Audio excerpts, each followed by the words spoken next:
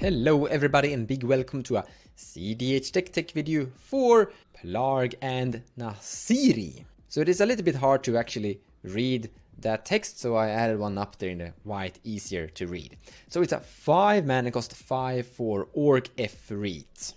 With an ability, at the beginning of your upkeep, each player exiles cards from the top of their library until they exile a non-land card. An opponent chooses a non-land card exiled this way. You may cast up to 2 spells from among the other cards exiled this way without paying their mana cost. So basically it's a smaller version to Etali, Primal Storm.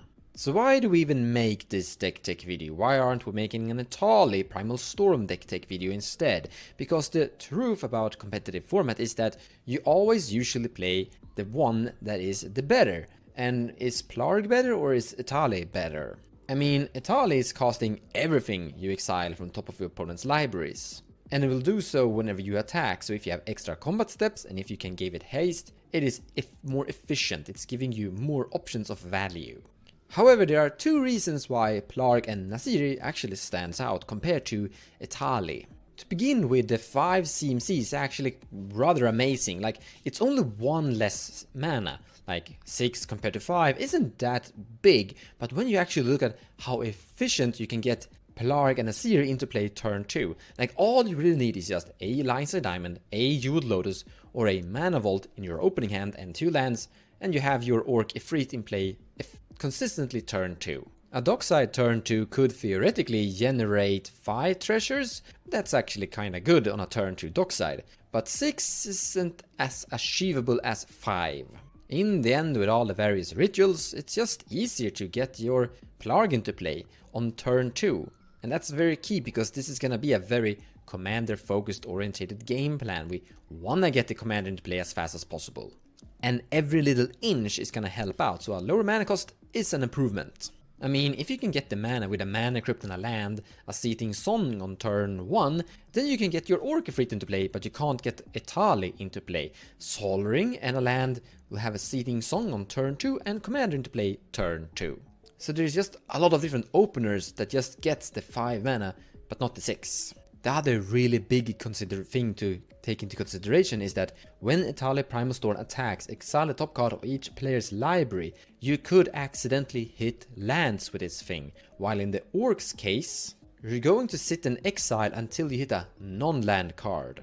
Now Etali could potentially cast all 4 things you hit with it, while the Orc will only cast 2 things. This ultimately means that the ceiling, the highest potential outcome, is better with Etali, but the floor is better with the Orc. You're gonna have a much more, in general, decent hits that is always going to work out fine with the Orc, while Etali could fizzle. It could basically attack and do nothing. So those are the reasons compared to Etali and the Plargg. From this point forward, we're pretty much gonna be talking about how the deck is going to be played, regardless of what commander you actually choose. So if you're watching this video and you actually want to have Etali instead of the Orc, then everything I'm gonna say is gonna apply to Etali currently. So steal things in cEDH, is that actually good?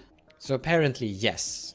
I've been playing a bunch of Paco and Haldan, but also Tibalt the Cosmic Imposter, and I have to say, they are getting better and better. When they first came, they didn't do that much, because their decks that they were going up against weren't that efficient. But the cEDH decks in general have been growing in power level more and more, like it's been quite a bunch of a power creep, you could say. So whenever you steal something with either Tibalt, or even Paco, Yeleva 2, I guess, as well, Grenzo, another one, and not to forget Ragavan as well. In my personal experience, they're just doing better and better results. So I predict Plargg and Nassari is also going to do better and better results over the games. And the more and more power creep we actually get, the better they will become. So what you're looking for is to gain some form of value from your opponents by randomly gaining cool cards from your opponents. But then what? What are we going to do with that? The final answer is combo. But how? I mean, like, if the game plan is to steal the entire combo from your opponents, that's like tricky. Like, we could theoretically be really lucky and exile Fastest Oracle and consult from two different libraries and then cast Thassa's and then cast Consult and then win the game. I mean, that is a possibility. Very rare and very unlikely, but it could happen. But it's probably better to have a secured combo inside our own deck that can win the game somehow. And the cards we steal, the tutors and other things, could just fuel that strategy. Well, luckily we're on mono red, so everything is just being taken care for us currently. So we have Underworld Breach combos that don't actually require Brain Freeze. You use something like Grinding Station. So if you have Underworld Breach in play, Grinding Station in play, and Mox Amber inside your graveyard, you cast Mox Amber with the escape capabilities without paying any mana for it from your graveyard, or Lion's a Diamond or Lotus Petal or something of the sort. And then you basically tap Mox Amber or any mana crypt of sorts as well for mana. Now Grinding Station will untap whenever an artifact comes to play. You can sacrifice an artifact to make target player put the top 3 cards of your library into the graveyard. So you can filter your graveyard. Your graveyard is never really increasing in size, but you're changing what cards are in it, so to say. So you could dig out your entire library and just put whatever win con you could think of into your graveyard. And in this scenario, you're also tapping Mox Amber if you have your commander in play that is able to make Mox Amber actually tap for red, but you're accumulating a lot of red mana in any case. And a clean good finisher could be the mono red Twin Flame Heat Shimmer and Dual Caster Mage. It's the mono red version of Thassa's Consult. It just costs 5 or 6 mana instead of 3, but same thing still, more or less. We also have Snoop lines where you use Goblin Recruiter to tweak your library, so you can cast Snoop and use Kiki-Jiki from the top of your library whilst creating infinite Snoops and do infinite damage with Mod Fanatic. However, this combo isn't really synergizing that well with the Underworld Breach because you're actually putting your entire library into your graveyard, so you can't really utilize this thing because you could put your combo pieces into your graveyard and then this combo wouldn't work. For this combo to actually work, you have to have the key cards inside your library. But hey, your creativity sets the limits. You can do a lot of really weird things from this point. And here's the thing, everyone is more or less playing Underworld Breach. So whenever you attacks, they're gonna be, depends on kinda, like, you're not gonna say like all 4 decks around in the pod are gonna have Breach in the deck, but there's probably gonna be, including yourself, 1 to 2 Underworld Breaches somewhere, maybe 3, even potentially 4 as well. So the chance of your commander hitting a breach eventually isn't unlikely. Also, if you just hit 1 tutor, and trust me, there's a lot of tutors around the entire cEDH format.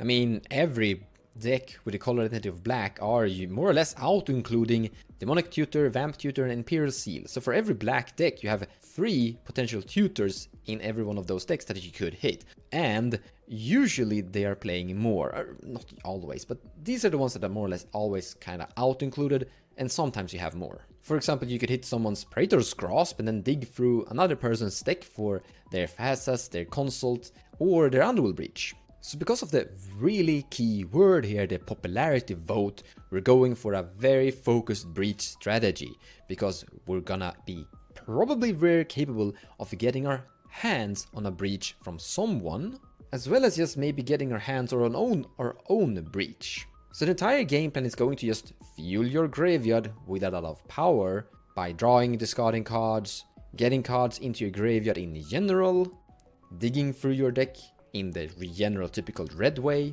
until you get your hands on a breach somehow, and then puzzle a breach mono red win con together. That's more or less the deck. So lots of rituals, because the rituals are good at getting your commander in play, but also fueling the breach. And then include just a bunch of key combo cards that we need to sculpt a win from this somehow. So the deck could be summarized into ramp and rituals, draw and discard cards, and key combo cards we just have to play. What about interaction? Well, red isn't that good at that currently. I honestly just think it's better to play a proactive combo focused deck that is trying to steal things. But your commander is somewhat of an interaction, because you're stealing or not stealing, sometimes you're exiling very key cards for your opponents. Cards that they want to have, that they can't use because you've exiled them. So that is a very small fraction, like you're kind of sitting and destroying your opponent's decks a tiny bit here. Now mono red actually has some interaction. It's just not that many, and it's always also not that good. Like we have T-Belt, Trickery, Pyroblast, Red Elemental Blast, Blood Moon, and Magus of the Moon. Now, Blood Moon, Magus of the Moon have really fallen behind in power level for two simple reasons. The first one is everyone is more or less very focused on artifacts, so people are surviving the Blood Moon pretty fine. The second reason is that people are playing quite a lot of red currently. Like, red is a very popular color inside cEDH, so making everything into red or making all your non-basic lands tap for red isn't that big of a deal, because you still want red to tap red in your commander decks today in general. So it's actually two cards I don't think I want to recommend adding to this list currently. Even though like they're very famous mono red interaction, I don't think they're good right now. However, we do have things like Stranglehold, not that good either. It's a little bit expensive, like 4 mana, it doesn't really do anything for you. So in the end, it's something you can play if you feel that you have to have interaction, but I wouldn't recommend it either. Now we could look into like artifact stacks and artifact interaction, but they aren't that great either, because most artifact stacks cards you want to play are good versus you. Like, if there's a Grafdigger's Cage in play, even from your deck, you can't win with your Underworld Breach, so don't add this to your deck. Like, Lodestone Golem is also a very popular stacks card. Hate bear kinda if when you're like very low on card identity options. But once again, this is also going to hurt your game plan, your Stormwind with Underworld Breach, so don't play this one either. In the end, we just don't play a really good interactive game plan, so to say. It's white and blue that are good at interacting currently in the format. Red has a few things, but nah, they're not really famous for it. So just stick to what you're good at, trying to go fast. Red is kinda good at going fast. Now, as always, link in the description below of the video if you wanna take a look at how to build this deck card by card, what I've chosen to include. I don't think this is like the over the top, the best thing you can do in cEDH, far from it, but it's actually getting a little bit better and better over time, just for the simple reason I've talked previously. Cards your opponents are playing are getting better and better, so your hits with this commander will also be a little bit better and better over time as well.